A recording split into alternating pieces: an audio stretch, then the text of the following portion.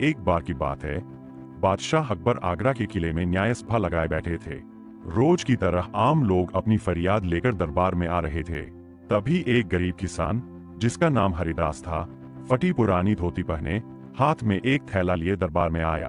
उसने झुककर बादशाह को सलाम किया और कांपते स्वर में बोला, हुजूर, मैं एक साधारण किसान हूँ। मेरे पास गांव के किनारे एक छोटा सा खेत है जिसमें मैं गेहूँ बोता हूँ। पर कुछ दिनों पहले मेरे खेत को जबरन जमींदार शेर खान ने हथिया लिया है। वह कहता है कि वह जमीन उसकी है, जबकि मेरे पुरखों के जमाने से हम वहाँ खेती कर रहे हैं। अकबर ने ध्यान से उसकी बात सुनी और पूछा, क्या तुम्हारे पास कोई दस्तावेज है जो यह सिद्ध कर सके कि वह जमीन तुम्हारी है? हरिदास ने थैले से एक पुराना मुड़ातुड़ा कागज निकाला और बोला, यह मेरे दादा के समय की रसीद है, जिसमें गांव के पटवारी ने हस्ताक्षर किए थे। अकबर ने वह कागज बीरबल को दिखाया। बीरबल ने ध्यान से देखकर कहा, हुजूर, यह कागज असली लगता है, लेकिन इसकी पुष्टि करनी होगी। अगले दिन अकबर ने जमींदार शेर खान को दरबार में बुलवाया। वह भारी गहनों और कीमती कपड़ों में सजा हुआ आया। उसने आते ही अकड़ते हुए कहा, जहांपना, यह किसान झूठ बोल रहा है। वह जमीन हमेशा से मेरी रही है। मैं हर साल उसका लगान अदा करता हूँ। यह गरीब अपनी गरीबी की आड़ में मेरी जमीन हड़पना चाहता है। अकबर ने शांत स्वर में कहा, क्या तुम्हारे पास उस जमीन का कोई प्रमाण है? शेर खान ने एक मोटा रजिस्टर निकाला जिसमें कई दस्तावेज चिपके थे। उसने कहा, हुजूर, यह दस्तावेज दिखाते हैं कि वह जमीन पिछले 5 सालों से मेरे नाम दर्ज है। अकबर थोड़ी देर सोच में पड़ गया। किसान के पास पुराना कागज था और जमींदार के पास हाल की दस्तावेज। किसे सही माना जाए? अकबर ने बीरबल की ओर देखा।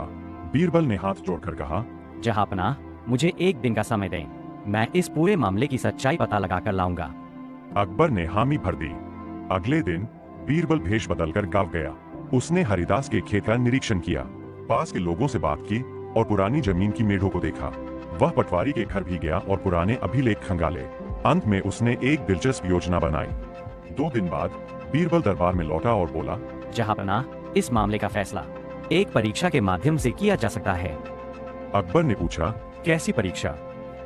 बीरबल बोला, हमें उस जमीन के एक कोने में गड्ढा खुदवाना होगा। अगर जमीन लंबे समय से हरिदास की रही है, तो उस गड्ढे में कुछ पुरानी चीजें मिलेंगी जो प्रमाणित कर सकेंगी कि वह जमीन उसकी है।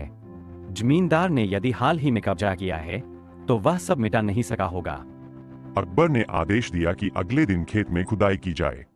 अगले दिन खुदाई शुरू हुई। बीरबल ने खुद उस जगह का चुनाव किया जहां से खुदाई करनी थी। कुछ ही गहराई पर मिट्टी में एक पुराना मिट्टी का घड़ा निकला। उसमें कुछ सिक्के और एक लोहे की मुहर मिली।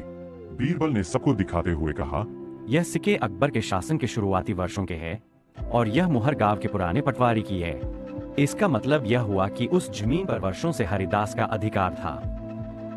अकबर ने शेर खान की ओर देखा। उसका चेहरा उतर चुका था।